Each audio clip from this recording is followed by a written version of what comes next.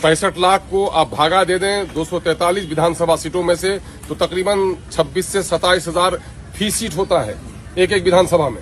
लेकिन किशनगंज में हमारा कुछ ज्यादा लोगों का नाम छटा है।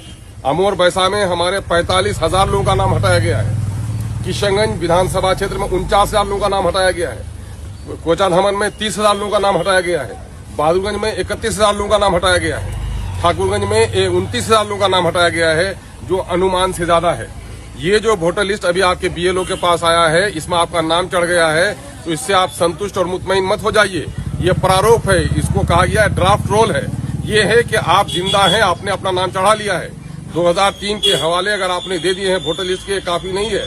वो 11 कॉलम में से एक कॉलम का सबूत आपको देना है। इसमें जैसे कि जन्म प्रमाण पत्र है, बोर्ड का सर्टिफिकेट है, पासपोर्ट है, आवास प्रमाण पत्र है, 87 से पहले का बैंक खाता वगैरह है। तो हमारे लोगों के पास चूंकि पढ़े लिखे लोग कम हैं, इस वजह से उनके पास बोर्ड सर्टिफिकेट नहीं है। लोगों के पास जन्म प्रमाण पत्र भी नहीं है। 2006 के लोग जन्म लिए थे, उन्हीं का नाम 2024 में चढ़ा, और 2006 में 100 में सिर्फ 16 आदमी का नाम वोटर लिस्ट में चढ़ा था।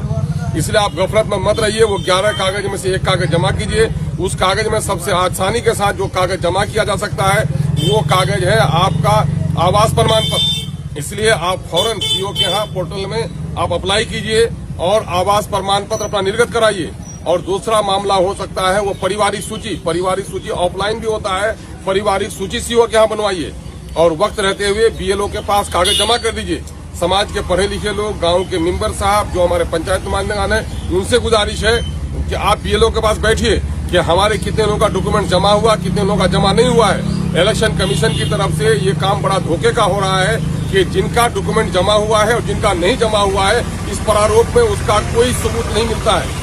ऑनलाइन भी देखिए कि मेरा डॉक्यूमेंट जमा हुआ कि नहीं जमा हुआ है, इसका कोई इंडिकेशन नहीं मिलता है। होना ये चाहिए था जब ये प्रारूप जारी कराया गया, जिनका डॉक्यूमेंट जमा हो गया था उनके डॉक्यूमेंट जमा होने का उसमें सबूत होना चाहिए था, और जिनका डॉक्यूमेंट जमा नहीं हुआ था उनका ब्लैंक होना चाहिए था। ऐसा कुछ भी नहीं है। इसलिए बीएलओ के पास बैठिए और अपना नाम देखिए कि मेरा डॉक्यूमेंट जो जमा हुआ है कि नहीं जमा हुआ है। इसके बाद जो फाइनल लिस्ट तैयार होगा, वो लिस्ट होगा, फाइनल पब्लिकेशन होगा। फाइनल पब्लिकेशन में मुमकिन है कि आज 1,45,000 का नाम हटा है, और अगर लोग डॉक्यूमेंट जमा नहीं कर सकें तो इनकी तादाद 2,45,000 भी हो सकती है। इसलिए उस वक्त अगर आपका नाम छूट जाएगा तो उसके बाद फौरन इलेक्शन का डिक्लेरेशन होने वाला है। आचार संहिता लागू होने के बाद आप अपना परमाना लेके फिरिएगा, आपका नाम नहीं चढ़ेगा। इसलिए सब काम छोड़कर सबसे पहली फुर्सत में आप लोग अपना जो बीएलओ है उसके पास जाइए कि मेरा जो सर्टिफिकेट हमने दिया था उसमें आपने सर्टिफिकेट जमा किया है कि नहीं किया है। ये धोखा है।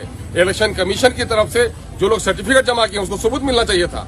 जो लोग फॉर्म जमा किए तो फॉर्म मिलना चाहिए था। लेकिन इन लोगों ने बीएलओ ने घर में बैठकर कर दिया है। अगर फिर बैठ के कर देगा तो फिर आप लोगों में से हमारे बहुत सारे लोगों का नाम छट जाएगा, जो हमारा बड़ा नुकसान होगा। इसके लिए सचेत हो जाए।